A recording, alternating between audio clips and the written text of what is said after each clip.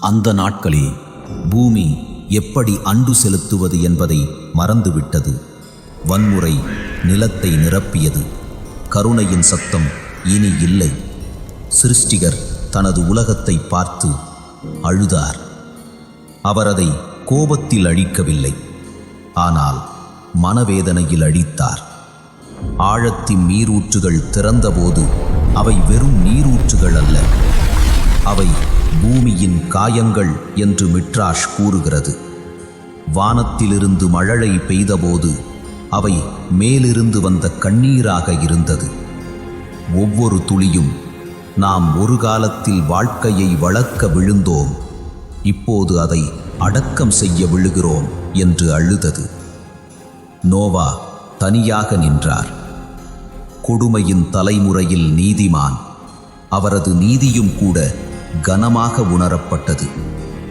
அவர் நடுங்கும் கைகளால் பேழையை கட்டினார். ஒவ்வொரு சுத்தியலடி இறக்கவிருக்கும் உலகின் இதயத் துடிப்பை எதிரொலித்தது. பேழை மிதக்கத் தொடங்கிய போது அவர் வெளியே பார்த்தார். மலைகள் இல்லை, மரங்கள் இல்லை, மக்கள் இல்லை. ஒரு காலத்தில் சிரிப்பால் நிரம்பிய உலகம் இப்போது அமைதியின் கல்லறையாக மாறியது. மிட்ராஷ் கூறுகிறது, அன்று தேவதூதர்களும் கூட அழுதார்கள். ஏனெனில் அவர்கள் ஒரு காலத்தில் பாடிய அதே உலகம் இப்போது அதன் சொந்த கண்ணீரில் மூழ்கிக் கொண்டிருந்தது. பேழைக்குள் நோவா ஜன்னல் அருகே அமர்ந்தார். முடிவில்லா கடலை பார்த்து அவர் மெதுவாக கிசுகிசுத்தார். உலகம் இறக்கும்போது ரட்சிக்கப்படுவது இப்படித்தானா இருக்கும்? பேழைக்குள் நோவா மகிழ்ச்சி அடையவில்லை. அவர் இரவும் பகலும் உழைத்து ஒவ்வொரு உயிரினத்திற்கும் உணவளித்தார். தண்ணீர் அமைதியான போது அவர் வெளியே வந்தார். நிலம் மென்மையாகவும் நடுங்குவதாகவும் இருந்தது.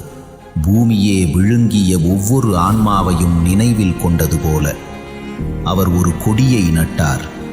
உயிர் வாழ்வை கொண்டாட அல்ல, ஆனால் அழுகை நீரின் சத்தத்தை மறக்க. சிருஷ்டிகர் காற்றில் மெதுவாக பேசினார். உலகம் அதன் சொந்த கண்ணீரில் மீண்டும் மூழ்காது.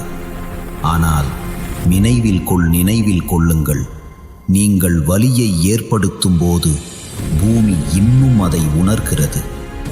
அந்த நாளிலிருந்து பூமியை தொடும் ஒவ்வொரு மழைத்துளியும் ஒரு நினைவை கொண்டுள்ளது. வானமும் பூமியும் ஒன்றாக அழுத காலத்தின் நினைவூட்டல். வெள்ளம் வெறும் அழிவு அல்ல, அது மீண்டும் நேசிக்கப்பட வேண்டும் என்ற உலகின் அழுகை. ஒவ்வொரு கொடூரச் செயலும் உலகின் துக்கத்தில் ஒரு துளியை சேர்க்கிறது. ஒவ்வொரு கருணை செயலும் வெள்ளத்தின் நினைவை குணப்படுத்துகிறது. வெள்ளம் இன்னும் வாழ்கிறது, தண்ணீரில் அல்ல, இதயங்களில். மற்றவரின் வலிக்காக நாம் சிந்தும் ஒவ்வொரு கண்ணீரும் அந்த பழமையான மழைகளிலிருந்து மீட்கப்பட்ட ஒரு துளி. உலகம் தண்ணீரால் அழிக்கப்படவில்லை, எப்படி உணர வேண்டும் என்பதை மறந்த இதயங்களால் அது அழிக்கப்பட்டது. மனிதகுலம் மீண்டும் ஒருவருக்கொருவர் அழக் கற்றுக்கொள்ளும் போது அடுத்த மீட்பு வரும்.